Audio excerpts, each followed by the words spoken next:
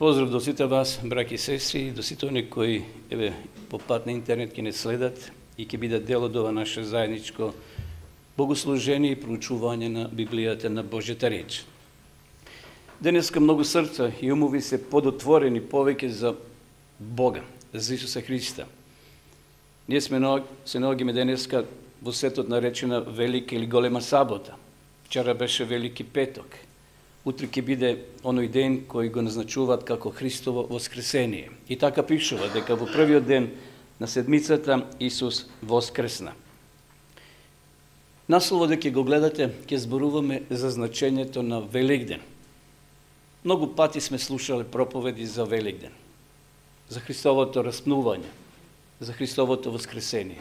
Тоа и денеска повторно ќе ги посветиме нашите мисли да размислуваме за тој голем ден, велик ден, голем ден, ден на деновите. Интересно, пронедов еден извештај дека секоја година илјадници луѓе се искачуваат на планина на италијанските Алпи. Не да имат некоја атракција, да се шетат, туку со посебна цел, да ги поминат станиците на крстот и да стигнат до големиот крст. Значи, ги поминуваат тие патишта, тие станици од една до друга и на крајот доаѓаат до тој голем крст кој таму е поставен. Но еден турист забележал една патека, тешко видлива патека, што води позади крстот. Тешко се вели во овој извештај, се пробил низ густата вегетација и така стасал до крајот. На негово изненадување, после тој крст се наоѓал уште еден друг споменик. Тоа било светилиште кој го символизира празниот гроб. Интересно, од тие туристи, од тие луѓе било целосно заборавено тоа место. Тие само ги поминувале тие станици и тука застанувале. Не продолжувале понатаму како овој турист што се пробил низ оваа густа вегетација и дошол до тој празен гроб. Целосно тој бил занемарен. Грмушките пораснале со текот на времето и речиси сите луѓе доагле до крстот и тука застанувале. На жалост, браќи и сестри, денеска многу луѓе ќе дојдат до крстот, ќе размислуваат за Голгота, ќе офарбат, ќе вапцат јајца, трапезите ќе ги зголемат со поголемо јадење. Можеби на сличен начин и денес многумина доаѓа до крстот, а крстот, знаете, е место на очај. Крстот е место на скршено срце. Крстот е место на разочарување. Крстот е место каде што ги губиме сите наши надежи. Крстот е место каде што ги погребуваме сите наши планови кои сме ги имале. Денеска би рекли дека тоа се гробовите, гробиштата. Таму ги закупуваме сите наши идеали. Не само нашите мили драги, и нас еден ден ќе не однесат. Тука се погребуваат сите наши планови, сите наша надеж, сите наши илузии. Тука завршува и богат, и сиромав.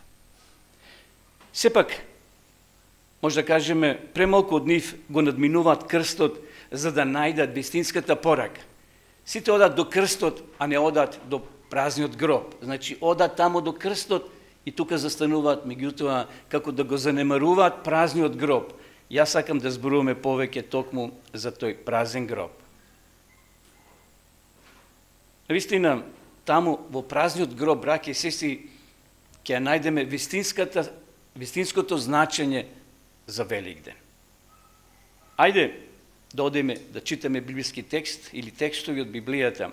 Пред тоа да кажам дека за првите христијани воскресението било се. Тука тие ги вложувале сите своји планови, сите своји надежи. Ако паднал Исус, паѓало се. И ние тоа ќе го видиме малце подоцна. Павле во своето 15-то поглавје или 15-та глава, во првата книга или Послание до Коринќаните, го опишува опширно воскресението на Исуса Христа. Ево јас ќе ви помогнам да прочитаме заедно што пишува Павле. Ако Христос вели не воскресна, тогаш нашата проповед е неоснована. Знаете, кога нема основа, поставаш така директ, само тука директ или некој столб, а нема темел, тој брзо ќе падне. Павле вели, ако Христос не воскресна, тогаш нашата проповед е неоснована. Нашата вера е исто така неоснована. Ако Христос не воскресна, вашата или нашата вера е без никаква вредност. Наистина, понатаму, што кажал историчарот Филип Шаф, еве што напишал. Воскресението Христово е големото испитно прашање, од кое зависи вистината или лагата на христијанството. Христијанството е или најголемото чудо, или е најголемата измама што историјата ја забележува. Како што Павле кажал, пред малку читавме, ако Христос не воскреснал, тогаш тоа христијанство кое е старо повеќе од 2000 години е без никаква вредност. Само како дзоно кое звече, вели Павле, како прапорец кој удара, а нема никаква смисла. Тогаш нашето одење во црква, нашите дарови што ги даваме, нашите добри дела се без никаква вредност. Сето тоа нема никаква вредност и залудно е, вели Павле, кога Христос не воскресна. И овој непознат човек, за многумина Филип Шаф, вели, ако воскресението е навистина или едното или другото, не може да бидат двете. Или е лага, или е чудо. Најголемо чудо во историјата што е забележено, или пак најголемата лага, што некој ја протакнува или ја протукнува, ја гура, да кажеме, преку овие 2000 години. Нешто да вирее, да постои. Замислите, многу великани постоеле, многу луѓе живееле, се заборавени. На овие простори во поранешна Југославија, за нас најпознат е човекот по име Тито. Денеска многу мина од вас го знаете само на телевизија или на некој филм или во некоја книга, ако сте прочитале во енциклопедија. Многу големи луѓе, сега никој не знае за нив. А за ова чудо, за Христовото воскресение, гледате, постојано секоја година се обновува, не застарува никако. И затоа ние денеска зборуваме за тоа големо значење за Исуса Христа, за Неговото воскресение. Но се поставува прашање јас за себе, а и за вас, како може да бидеме сигурни дека Христос воскресна? Како може да бидеме сигурни дека навистина тоа се случило? Какви аргументи би имале за да нашата вера биде јака, или пак спротивно? Има ли аргументи кои го зборуваат спротивно дека тоа е лага, дека тоа е вешто измислена лага? Како да се одговори на тоа прашање, зашто луѓето не прашуваат, атеистите, кои не веруваат во Бога и велат дека тоа е приказка за деца во кои ви верувате. Дали е тоа навистина така? Ајде да споменеме две главни теории против воскресението. Еве ги имаме овде на екранот. Првата е идејата дека учениците биле суеверни, со недостаток на што лесно верувале во приказни за духови. И тие лесно биле изманипулирани и тоа го пренеле на други. И еве до нашите денови денеска. Значи, учениците биле суеверни. И втората идеја, дека учениците биле мудри измамници, кои измислиле приказната за воскресението, за да основат нова религија. Значи, знаеме еврејската религија каква била. И таа не била баш така силна. Иако била јака, во смисол, илјадници години постојано се обновувала. Меѓутоа, сега учениците еве ќе сакале да воспостават нова религија, ќе измисла дека Христос воскреснал, и таа идеја ќе ја туркат понатаму во својот верски живот. Ајде се осврнеме на првата идеја, дека учениците биле суеверни. Иако и самите ученици, браќи и сестри, многу бавно поверувале во воскресението. Дали е тоа точно? Дали поверувале сите одеднаш? Не. Ке читаме поделу малци и текстови. Еве, например, да го споменеме Тома. Дали тој поверувал? Не. Тој рекол додека не видам, додека не допрам, да го видам тој воскреснатиот Исус, нема да верувам. Меѓутоа, еве да ги споменеме и двајцата ученици кои се прашувале од Емаус, знаете. И тие не сакале да веруваат и покрај доказите. Слуштале моабети, учениците, жените зборувале дека Христос воскреснал, и тие се враќаат од Ерусалим кон селото нивно, така разочарани, обесхрабрени, велат, пропаднат сите наши надежи. Ете, кога се враќаат луѓе од гробишта, годнели својот најблизок татко, мајка, дедо, брат, било кој, и се враќаме од гробишта така разочарани, отежнати ни се чекорите, зашто сме се разделили од нашиот најблизок. Така и тие двајца се враќаат разочарани и евоцираат спомени за настанот кој се случил во претходниот викенд. Така никој не верувал во она што го зборували жените. Така да ова теорија паѓа. Идејата дека учениците били суеверни. Паѓа во вода. Всушност, никој од нив не верувал чврсто на жените кои ја пренеле веста дека гробот е празен. И еве го текстот сега да го читаме, да видиме како останатите учени. Знаете, ние претежно Тома го обвинуваме, Тома, сакаш да видиш, сакаш да допреш. Ајде да видиме какви били неговите колеги. А Исус кога воскресна, во првиот ден на седмицата, тоа го нагласувам, првиот ден на седмицата. Значи, недела е првиот ден на седмицата. Сите оние кои не слушат и гледаат, нека проверат во своите Библии. Тоа го пишува и Марко во 16 глава од 9 до 14. Значи, во првиот ден на седмицата се јави најнапред на кого? Марија Магдалена. Која била таа жена? Тоа беше жена од која беше истерани 7 демони. Таа отиде им јави на оние што беа со него и што плаче и рида. Гледате, учениците плачеле, ридале.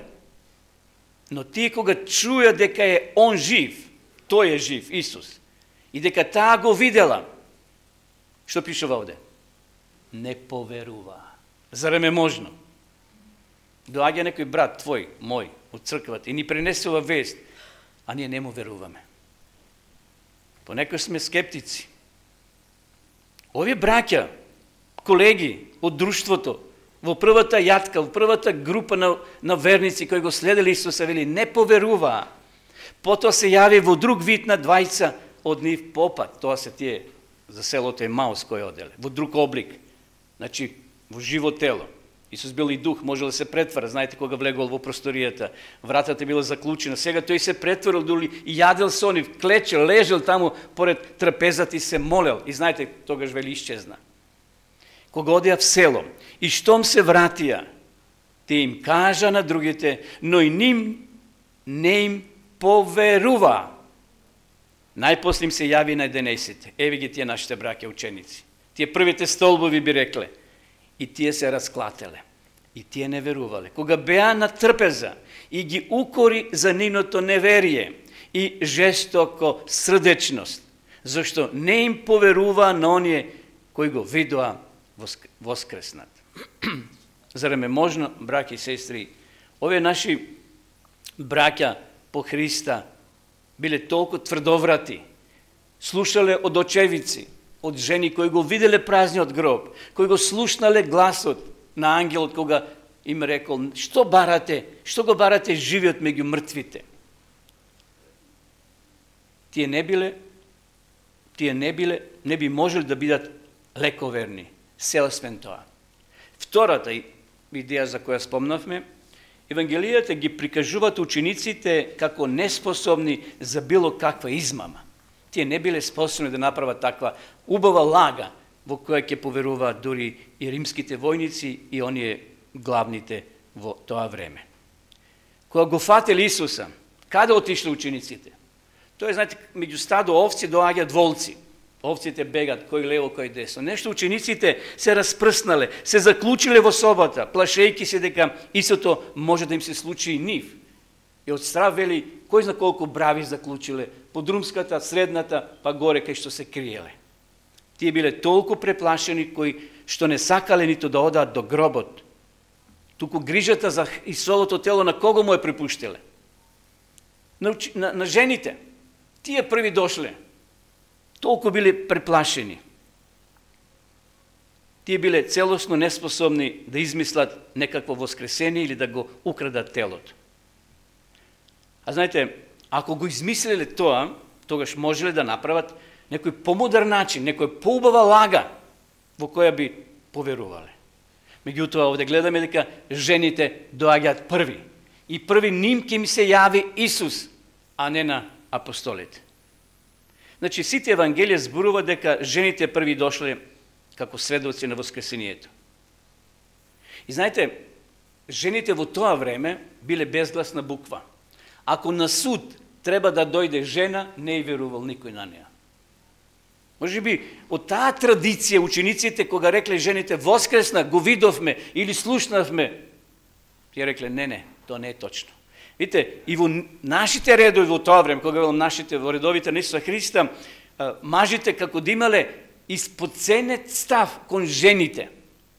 И тоа световно влијание делувало и на нив, како што денеска многу светско влијание и на нас делува. И кога жените велат, го видовме, тие велат, не. Значи, еврејскиот суд, како што спомнав, не би го прифатил сведочењето на жените на суд. Може би подобро ако тука се најде Петар, ако дојде, например, Јован, па и Никодим. Знаете, тој член на тоа општинско собрание, тој има влијание, репутација во друштвото. А жена? Не. Таа на судот не може да сведочи. Може би некои работи ги измешале самите ученици, односно и жените тоа го кажале. Некоја видела два ангели, некој еден ангел. Знаете, го замешала како да е оне градинерот, како ангел да е, кога го праша. Знаете, жената, каде е телото, кажете ни, ние ќе отидеме. Значи, едноставно и таква информација струи овде. Магдалена Марија го помешала Исуса со чуварот. Дали била Соломона или другата Марија, или сама? Зошто Евангелијата кажува две информации. Зошто жените се представени како да се плашат, браќи и сестри? Тие се представени овде, ете, како да се плашат од она што го виделе. Трето, најголемиот аргумент во корист на воскресението, знаете што е? Тој е празниот гроб. Празниот гроб. Кога дошле и виделе, жените се враќаат назад и кој ќе дојде од учениците прв да се увери? Кој? Најстариот и најмладиот. Петар и Јован. Јас ги замислам сега по таа улица, средната улица во Ерусалим, како Петар со тие долами, како биле облечени, најстариот трче или брзи чекори, позади Јован, може би неколку метри Јован напред, трчаат неколку минути, може половина час, не знам колку било далечено, но тие трчаат до гробот. И сега од почит, од респект, Јован према постариот колега, кој први влегол внатре? Петар. Браќи и сестри, треба да име почит кон постарите. Какви да се? Ти имат свој животно искуство. Јован не сака прв да биде тој, па ќе се фали, јас прв го видов гроба дека е празен. Му препушта на Петар. Петар влегува. Ја знаете века оно извештај, кај што крпите негови, облеката била убаво сложена. Убаво сложена. И тук има порака. Ќе зборуваме таа порака во еден од саботините кој ќе има овде предавање во рамките на Исусовото патување низ Јерусалим.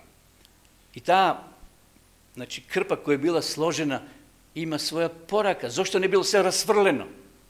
Петар гледа, доаѓа Јован и он се уверува и тек сега се враќаат назад. Но да го оставиме сега тоа. Значи, најголем аргумент за воскресението на Исуса е празниот гроб. Телото го нема. Да не било така, браќи и сестри, противниците брзо ќе покажале телото на Исус. Факт е дека телото го немало. Значи, таа гробница била празна, каменот бил тргнат, а 4 мажи, крупни, можеле или требало да го турнат тој камен, за да ја затворат вратата или влезот во самата гробница. Имало, може би, различни обиди да се објасни исчезнувањето на телото, но ниту еден не бил убедлив.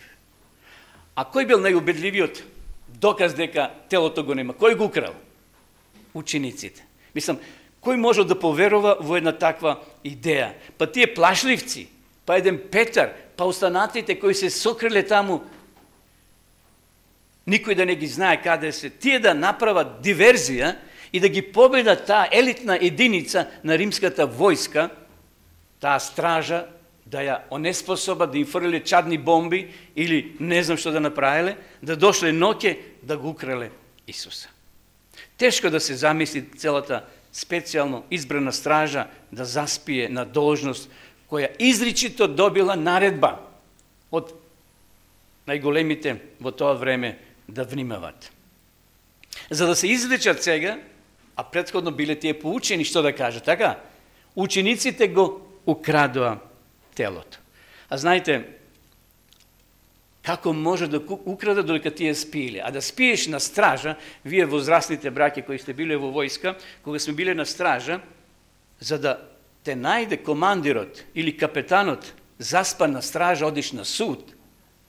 Не смееш, тој казна, со затвор се лежи. Зашто ти чуваш тука објект, чуваш луѓе, војници, муниција и се оно што ти е доверено. Значи, стражарското место е стражар да бидеш, не само да стражариш туку и да го сочуваш тоа по цена на својот живот. А таа идеја, дека дошле учениците и го украле телото, навистина била голема лага. Тие биле подготвени за затвор, тепање, камшикување, дури и смрт. Но, ајде одеме понатаму. Најголемиот доказ за Христовото воскресение е токму промената на учениците. Да, рековме празен гроб. Меѓутоа, промената на учениците од сега ќе ги видиме во друго светло, во друг облик учениците, во смисол карактерно. Тие ќе бидат сега подготвени да одат, да проповедат, дури и по цена на својот живот. Петар ќе го видиме таму во Синедрионот или пред властите кои јавно сведочи за воскреснатиот Исус. Ликовите од Евангелието се нови и различни во дела на апостолите. Едни ги наоѓаме ликови во Евангелијата, а во дела на апостолите истите луѓе, ама променити, со променити карактери. Тие сега се појавуваат пред луѓето и сведочат за живиот Господ. Тешко да се замисли дека тие глумеле, дека го сокриле мртвото тело и тие сега глумат промена, изборуваат проповед во нешто што и самите не верувале. Не. Телото на Исуса не било сокриено, туку тој воскресна. Ова промена била можна, браќа и сестри, само со силата на Светиот Дух, која можела да се спушти само откако Исус воскреснал и се вознал на небото. Еве првата точка. Христовото воскресение носи промена во нашиот проблематичен живот. Тој им рече, не бојте се, вие го баравте Исуса Назареецот, распнатиот. Он воскресна и не е овде. Еве го местото каде што беше положен. Но одете, гледај сега што им кажува овие ангелите. Одете, кажете им на учениците негови, пази, ова го кажува ангелот на сестрите, на жените. Одете, и кој се споменува прв овде сега? Ето овде се споменува Петар. Зошто Петар? Да, добро, тој беше постар. Меѓутоа, сега Бог, Исус ки му даде на Петар втора шанса. И денеска и нам Бог ни дава втора шанса. Да се вратиме, да се покаеме. Овде вели, кажете му на Петар, не ми вели, оди кажете на Јован, па кажете на другите ученици. Кажете му на Петра, дека он оди пред вас. Исус ќе оди пред нив, пред жените во Галилеја, таму ќе го видите како што ви беше рекол. Наистина, какви утешни зборови, какви зборови на охрабрување, браќи и сестри. Ангелите му велат, го барате распнатиот Исус од Назарет. Зошто беше спомнат Петар? Ево уште еднаш се подсетиме. Затоа што Петар еднаш јавно го негираше. Тој колку пат се откажа? 3 пати. Замислете, требаше сега Исус да му посвети посебно внимание. Петар го негираше јавно Исуса. И сега Петар чувствува голем товар вина на своето рамо. Се чувствувал, можеби, и одговорен за смртта на Исуса, што не беше повеќе ратоборен. Воинствен тамо, знаете, во градината, кога му го отсече увото на Малхо. Петар сега ќе добие втора шанса. Браќи и сестри, да го оставиме Петар. Ајде се наречем ја Петар и ти. Исус и нам ни нуди денеска втора шанса. Тој знае дека не сме совршени. Тој знае дека сме притиснати од човечките грижи. Забораваме на излезот што ни го овозможил Исус преку своето воскресение. Да, Исус знае какви сме. Тој не сака толку многу што умрел, вели Библијата, и воскреснал за нас. Да, тој Петар слика твоја и моја. Може место Петар тука да биде моето име, твоето име, секое наше име. А смртта на Исуса Христа, браќи и сестри, е темел на еден нов живот живот кој е изменет само со Светиот Дух, со силата на Светиот Дух. И само таа промена не била кај Петар.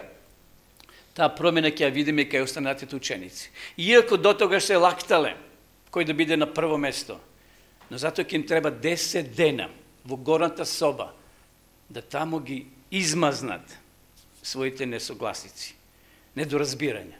Таму во горната соба ќе имат време која полека ќе отворат вратата на своето срце да Духот Свети делува целосно.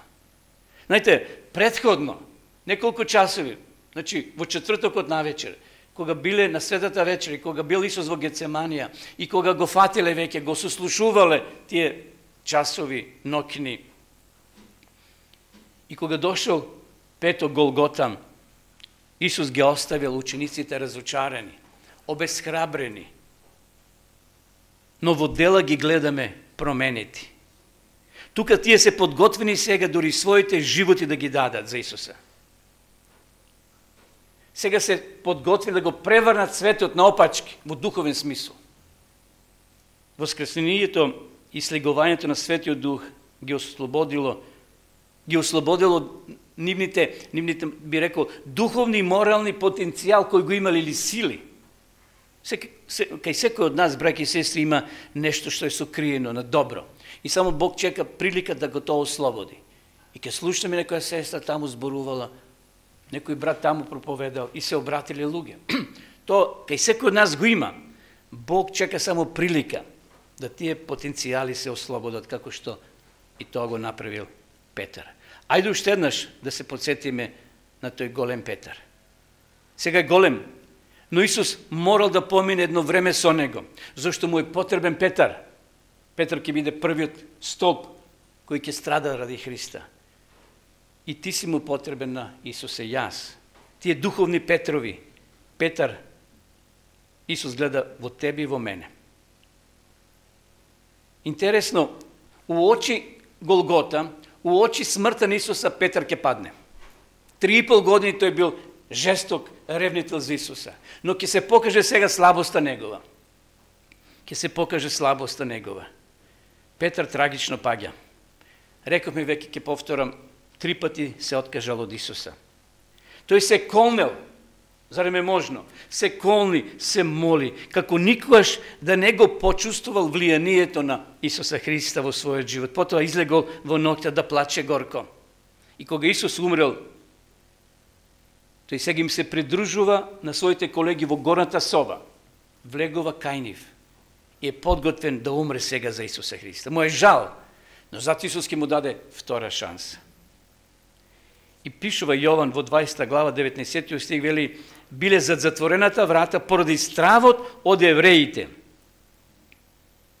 Но ако ќе свртеме неколку страници после Јован 20 глава, доаѓа која книга? Дела на апостолите. Таму ќе го видиме делувањето на Светиот Дух. Дела 2 глава, сега ради времето да не читаме, 3 глава, 4 глава. Го гледаме тој ист Петар, го гледаме тој ист човек, како стои смело и бестрашно го проповеда Исуса Христа. И вели првиот текст дека се крстиле колку илјади луѓе? 3000 луѓе. Јас не знам. Сум крстил преку 100 за време на мојот мандат на служба. Не е битно сега бројката, него сакам само една мала споредба. 40 години сум проповедал и се уште проповедам. Се крстиле преку 100, може 150. Не е важна бројка. Петар ќе крсти во еден ден 3000 луѓе. Каква е таа радост? За еден верник, за еден проповедник, најголема радост не се парите, службата, односно платата. И то си има своја тежина. Ама најголема радост за секој од нас треба да биде кога тука ќе влезе во овој базен наш пријател, кој сме го приготвувале за крштевање. Тоа е како вие мајки, татковци кои имате мали деца. Се раѓа детето, продова. Тие се најубавите моменти кога детето ќе почне да први се тетура лево-десно, ваму, таму ќе падне и на крајот застанува на свој ноз. И затоа раѓањето на духовен верник е како физички пород, мајка која го раѓа своето дете. Или формирана црква. Да формираш црква од 5, 10, 15, па тоа е труд. Не твој и мој, туку тоа е Божје дело, но Бог работи преку луѓе. Замислете Петар сега, тој разочараниот кој се откажал 3 пати, ќе направи чудо со своите проповеди. 3000 луѓе поверувале во Христа и се крстиле истиот ден. Ако ги гледаме следните глави во Дело на апостолите, ќе видиме Петар како успешно се брани пред Синедрионот, достоен да претрпи срам за името на Исуса. И понатаму го гледаме како спие во својата келија, ноќта пред неговата очекувано убиство. Ќе биде убиен. Симон Петар е нов човек, браќи и сестри. И сега се прашаме што довело до промена на тој човек. Еве што дошло. Ова била лозинката што тој ја прифатил целосно. Јас сум воскресението и животот, кој верува во мене и да умре ќе живее. Овде, овие зборови кај Петрата добиле нов елан, ново срце, започнал нов живот. Браќи и сестри, ако се забораваме, да запамтиме ова реченица. Великден нема вредност ако не му дозволиме на Светиот Дух да ја направи истата промена во нашите животи, промена поради фактот што Исус умрел наместо нас и што е победил смртта со самото воскресение. Значи, Великден нема вредност. Великден не е во јагнешко месо да ставиш на трапезата, кој го символизира Исуса Христа. Знаете, ако нема јагнешко, тоа не е Великден. Не е точно. Великден не е вапцување на јајца, само вапцување на јајца.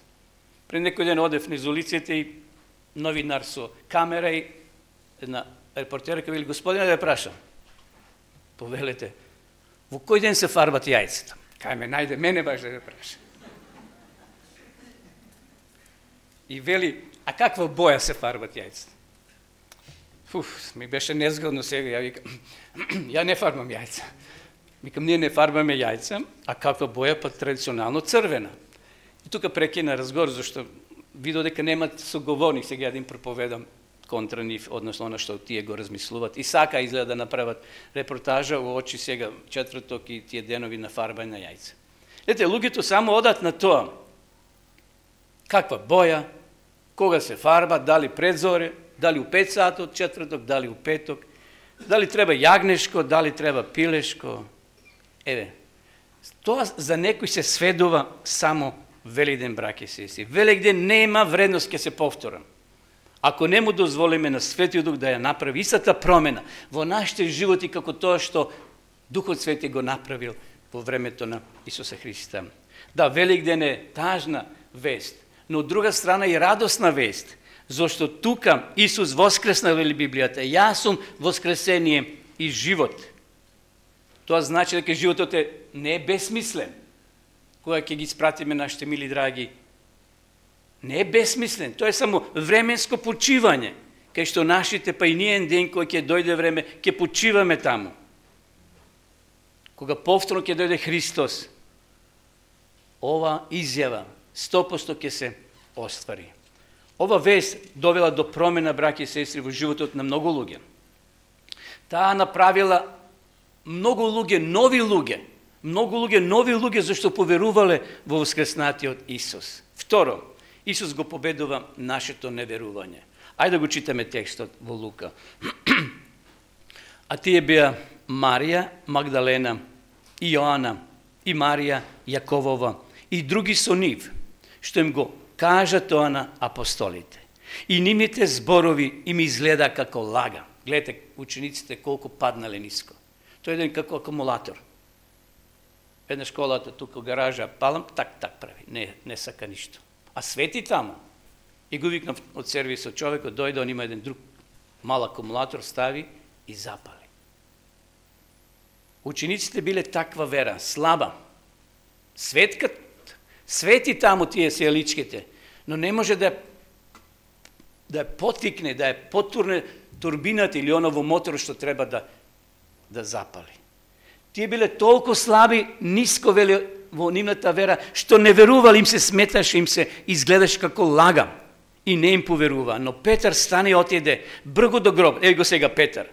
Станува и кога се наведна, го виде внатре самиот покров, го виде само покровот и се врати, чудејќи се сам во себе за она што станало. Наистина, Петар не верувал, не верували другите ученици. Но, браки и сестри, кога и ние нема да веруваме некогаш во животот, не отврла Исус. Исус не го отворил Петар што не верувал и другите ученици. Ниту Тома. Исус денеска не ги отвора луѓето кои имаат сомнеш. Се додека тие се искрени и не ги отврлаат сите начини на кои тој може да дојде до нив. Сомнежот понекогаш е добар. Зошто е добар? Сомнежот може да игра важна улога во процесот на размислување за тешки моменти и прашања. Знаете, некој само прифаќаме здраво за готови и голтваме, а не сме размислували утре кој ќе дојдеме сами да се браниме, и чек да го прашам проповедникот, старешината, братот, тој знае повеќе од нас. Го нема. Затоа сомнежот ни дава момент да испитуваме, да копаме. Подобро да се сомневаме гласно, отколку да се сомневаме тивко. Дали е јасна таа реченица? Подобро да се сомневаме гласно, отколку да се сомневаме тивко. Има повеќе верба во оној кој инсистира да биде 100% сигурен, отколку во оној кој повторно или површно го повторува она зашто никогаш сериозно не размислувал. И затоа Исус им дава на сите ученици, и на Тома, и на Петар, втора или трета шанса. Сега прашање, зошто Исус не се појавил почесто меѓу луѓето? Зошто Исус го ограничувал своето јавување претежно меѓу кругот на учениците? Еви сега ќе спомнам. Зошто Исус не се појавил, например, во палатата кај Пилат? И би рекол, Исусе, односно Пилат, еве, јас сум Исус. Јас сум оној од небото дојден. Немаме таков извештај. Зошто не се покажал во Синедрионот, во општинското собрание? Исус никаде нема таков извештај дека се појавил. Или кај што имало мноштво луѓе. Ја не знам зошто. Но може би има еден одговор, а тоа е овој одговор што јас мислам дека држи вода, што би се рекло во зборовите во Јован 20:29. Блажени се оние кои не виделе, а веруваат. Браќи и сестри, Исус толку докази им дал на своите ученици, што им било невозможно да не веруваат. Исус го прекршил своето правило кога станува збор за охрабрување на верата. Може би Исус премногу го открил својот идентитет пред своите ученици. Зошто Исус го открил премногу, предлабоко отишол да се открие себе си пред учениците, а кај другите луѓе скоро никош не се појавува? Знаете зошто? Исус морал тоа да го направи, за да бидат учениците целосно убедени во она што лично го видели и слушнале. Затоа што тие тоа треба да го напишат овде, а ние читајќи го тоа да поверуваме. Значи, Исус затоа почесто се откривал на своите ученици, на тие учевици. Затоа ќе каже Петар, мислам дека пишува, она што го видовме и нашите очи го опипаа. Па Петар беше горе, знаете, на гората на преобразување со своите колеги. И тие ќе молчат неколку месеци и во дела ќе го откријат. Зошто? Што се случувало горе? Ќе призна дека биле спанковци, дека спиеле, наместо да се молат. И затоа Исус вели, блажни се оние кои не гледаат, туку веруваат. Сега прашање за мене, за тебе, зошто јас верувам во воскресението? Веруваш ли ти во воскресението? Верувате ли вие, драги пријатели, во воскресението? Посред бројни аргументи во прилог, но не и непобитни докази. Да постоеле 100% докази, тогаш не би било потребна вера, така? И затоа е потребна вера и во овој сегмент на воскресението. Ние тоа го читаме врз основа на овие извештаи кои ги наоѓаме во 4 Евангелија. Сепак јас верувам во Великден, браќи и сестри, затоа што во длабочината на душата сакам тоа да биде вистина. Сакам еден ден доброто да го победи злото, да животот ја победи смртта. Верувам затоа што го запозна Богот на љубовта. Богот на љубовта мора да најде начин да ја победи смртта. И не само тоа, Бог наоѓа начин да го надмине, ние да го надминеме со Негова помош, нашето неверување. Денеска многу луѓе ќе има добра трпеза. Ќе офарбати кое јајце.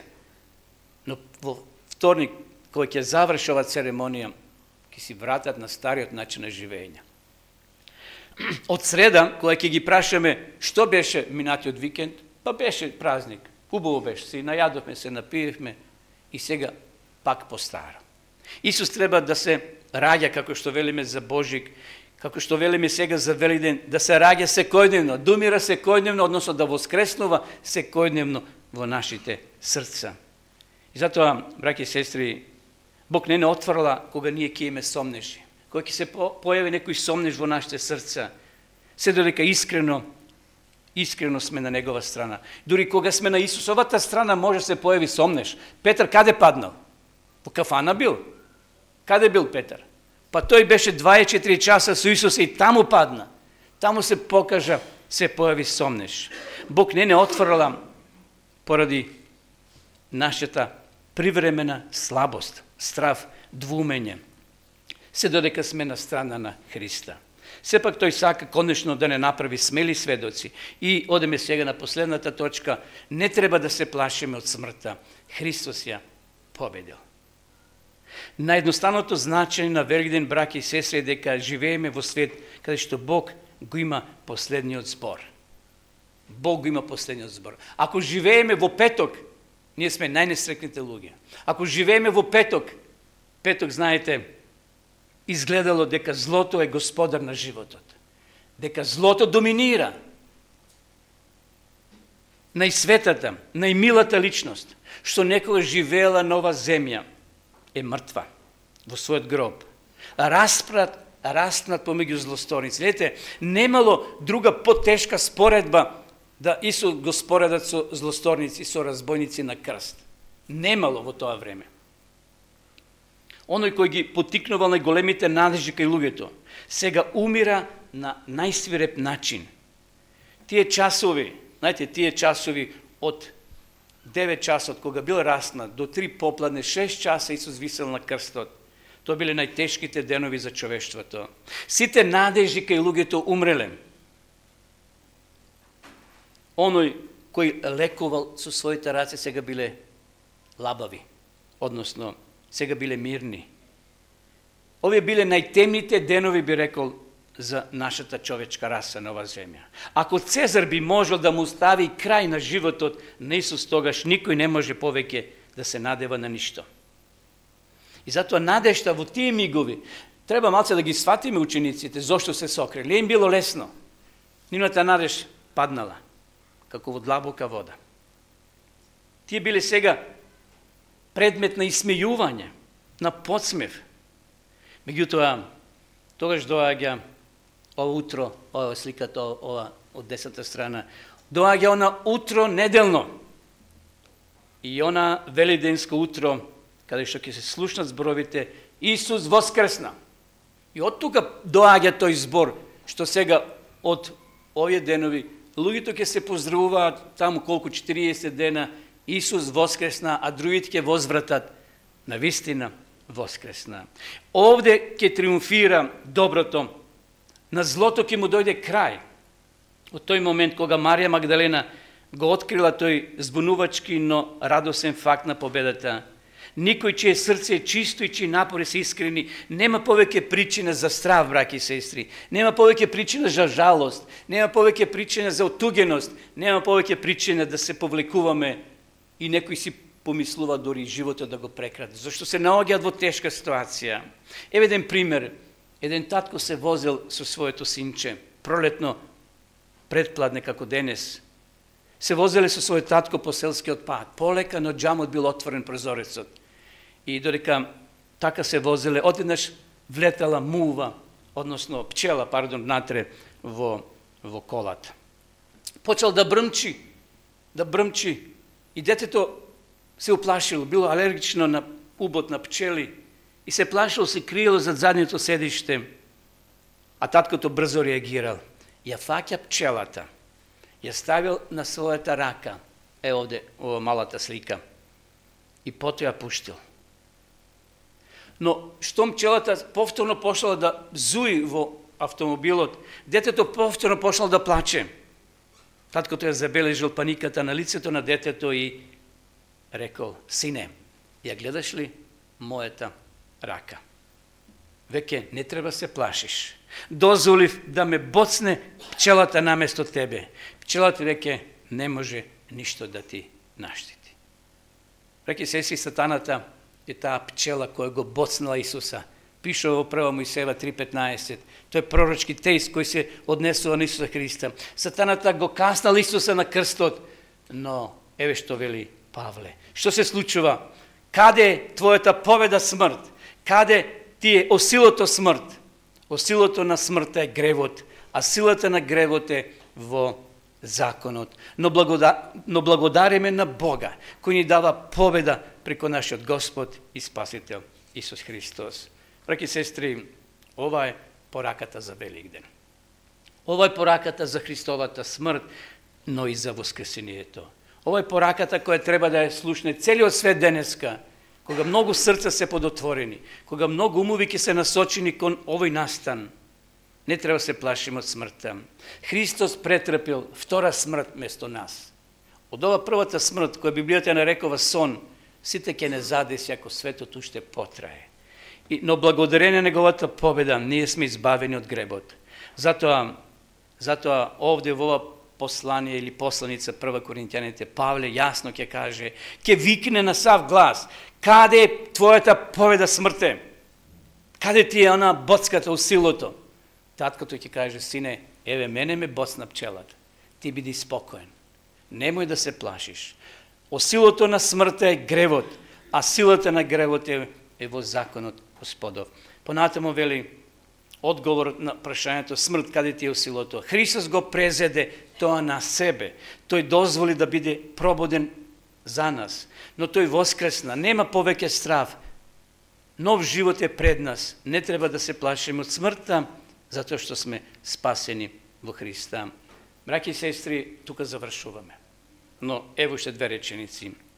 Денес вели Библијата дека Христос е на небото. Ете ја сликава, кај што уметникот го нацртал тој настан, кога повеќе од 120 души тамо некаде близу Јерусалим дошле да го испратат Исуса и да му посакат пријатен лет.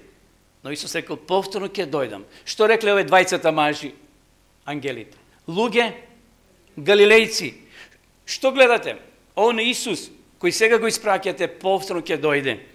Тој се вознел. Според неговото ветување, тој ќе дојде повторно на оваа земја. Но не сега како бебе, не оној кој ќе го плукаат, кој ќе му става трнов венец, тој ќе дојде како спасител. И затоа да се приготвиме за таа средба. Тоа ќе биде оној небесен Великден, кај што ќе го прославиме заедно со Исуса, зашто Исус ќе ни служи, таму вели во Матеј, во Евангелијата. Но на света вечера, кај што уште еднаш ќе се подсетиме на тој Исусов пат. Исусов пат на оваа земја од 3,5 активни години, и кога на крајот ќе го даде својот живот и ќе воскресне, да еден ден ти и јас бидеме со него во вечноста. Нека му е слава на Исуса за ова порака и за неговата смрт, но и за воскресение. Амин.